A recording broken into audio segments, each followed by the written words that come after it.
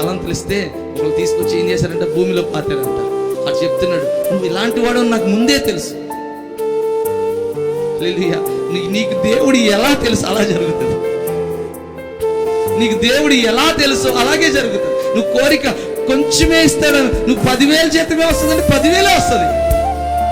నీకు 2 లక్షలు వస్తుందంటే వస్తుంది, ఎంతైనా వస్తుంది. నువ్వు ఆశ పెట్టుకున్నావంటే ఖచ్చితంగా వస్తుంది.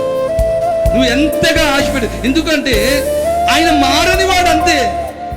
ఆయన నా జీవితంలో నేను కోల్పోయిన దినాలు ఒక 20 సంవత్సరాలు 15 సంవత్సరాలు నేను ఒంటరిగా ఏమీ లేని వానిగా ఉంటే, ఈ 20 సంవత్సరాలు 15 సంవత్సరాలు నేను పొందుకోవలసిన నష్టం ఉందో చూసారా, అంతా ఆయన లెక్కేసుకుంటూ ఉంటాడు. ఆయన హల్లెలూయా, అంతా లెక్కేసుకుంటాడు, అంతా ఇచ్చేస్తాడు.